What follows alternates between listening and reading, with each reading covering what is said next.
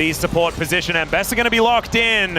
And now the question mark is still between the Poppy and the Pantheon, but Ona's Pantheon has been so incredibly good. I think when you're playing a comp like this with the Rise, you want to have the Pantheon in the jungle because he's going to be more omnipresent. He's going to be able to follow Best in the bottom lane who hits level 6. There's just no real opportunity for contest. You see Zeus is going to ult back to the bottom wave here to catch on what he can, but the Dragon still goes over. So once again, T1, full Dragon control in this series. Still, I feel like HLE have been really good at picking a lot of damage from that dancing grenade, but like you were saying, Grubs going to be the trade for a decent amount here towards the bottom side. Zeus is just trying to play that weak side Sion, and here is the Realm Warp in as Faker off to the side, doesn't get hit by that Q, and in comes Ona to finish him off. First blood going over to the Pantheon as a teleport.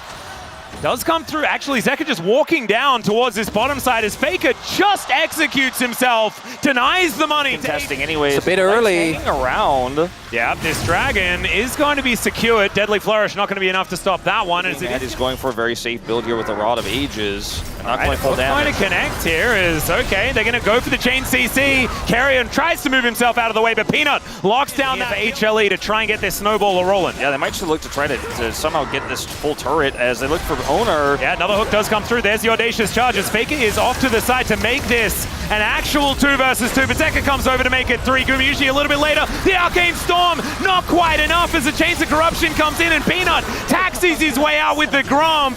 Knocks it up there as well, but the Realm Warp is coming in. Peanut does have to flash as another hook is going to come through as Viper has to cleanse as Kerry is back once again. Okay, Keeper's Verdict does get him out of there. Now Faker is the one left alone. Zeus turns up. Enough of that funny business, says HLE. It's Viper that gets the kill. And what this time, happened? Yeah, this time T1 is the one trying to heavily overcommit to a play, and they get punished massively. Yeah, I mean, Peanut initially looks like maybe he has, as we're not done yet. All right, there's a Grand Starfall underneath the turret here onto a gravity field as Ona, he can't tank the turret anymore, and Peanut in a good position this time. Huh? Yeah, what? Not really sure. That was my analysis at the end. I put the analysis I'm on this. I'm right there with you. Yeah. Not really sure about that one.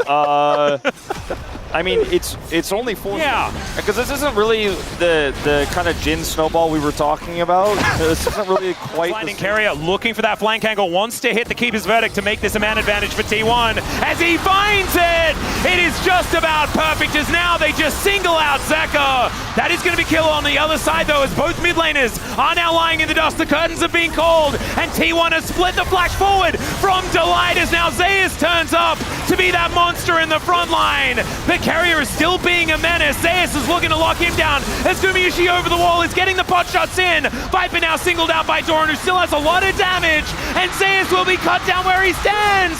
HLE once again losing a team fight. And it's just way better coordination here from T1 in these moments. T1 pulling ahead in this one objective-wise, still down in gold, but it feels less significant as Doran. Public execution goes in as Viper is just going to get executed. They blow him up. And now the Chains of Corruption to hold Zeus in position. The rest of HLE trying to get here, but 2 are already on the floor, and T1 are just happy that they've showed up for the slaughter. The knockup comes in though, and Doran is going to be taken down, but Delight will also be returned as another one. Can they find him? It's Carrier's angle as he knocks Peanut away. The heroic charge comes in now. The Pantheon comes through as well, but it's not quite as coordinated as we saw last time. Viper fighting against Doran though. Deadly Flourish comes in. They take down Ona, and now Doran finds himself inside the blender, and he will be taken out. Now the curtains have been called. Carrier slowed down. He is out of range of these shots, and now Zeka is 1v1ing against the Poppy and kind of losing. That was scary. And Carrier is able to walk his way out. Still this time, HLE find a fight. I mean, Guma hits that arrow, it's a kill, he does miss it, but Hanwha Life will win their first Dragon of the game. And yes, it's the same play from Carrier. They only hit the jungler this time, and the follow-up isn't as clean. And there's the 5v5 we were looking for Hanwha. They deny the soul. They also deny, as Delight is on the ward, do take note. All right. No rest here. Death charge going to come through here, but Faker just decides he wants to kill Zeus, and he might be able to do so. Gumayushi in a fair bit of trouble as Zeka distracted by the Poppy once again. Viper now looking for an angle. Deadly Flourish, will it be in range?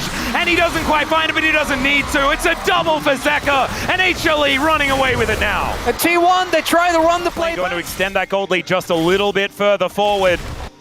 As HLE looking to try and take some control of this. TP. He is a long way away from everyone as he flashes towards Owner. The rest of his team is coming up though, and his health bar is pretty high. He's still alive for now. The depth charge comes into public execution, misses onto this Victor, who is just standing in amongst all of his bodyguards, and now Faker is singled out. It's Zeka's turn to close in. Faker's still looking for that damage, but now the fight is ensuing on the other side. Delight might give himself up, but the knockup is there from Zeus. He's trying to stand in the way, and Zeka might get executed here by Doran. He goes golden, and Doran is still alive. They take him down as the arrow is going to be there from Gumayushi, as 3 for 3 is the trade, but it is only really the tanky members alive when it's Carrier.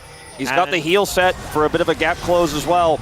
Well, Faker is actually just going to try and take down the start in the mid lane. He will be successful, and remember, T1, they don't necessarily need to go for this. He wants but they can, as here's the Keeper's verdict. They do get rid of the Psy on the front line. He's now gone. The Gravity Well is doing so much work here, as Zeka just walks away and lets that Arcane Storm do the work, but it's Gumayushi, it's Faker, and they have so much damage, and they'll get the soul off the back end. Face off, but Chains of Corruption comes down towards his bottom lane. Delight probably lucky that that anchor didn't land, and T1, the war of attrition is just being won on their side of the rift. Here's the flanking teleport though, as Gumayushi could be in a lot of trouble. He doesn't have his shield, and he doesn't have a whole lot of hope, but he does flash, and the train is not even going to get the stun. The wind becomes lightning, misses. Is the knockup going to be there? The rest of T1 are turning up. Guma's still trying to kite this one out. He finally dies. The knockup is huge there from Delight at the same time, as HLE are trying to fight off Doran on the other side of the fight, and things are going completely wrong for HLE on the top side. Delight trying to get out. The flash in front from Carrier is just gorgeous, and Doran can do no wrong here in Busan.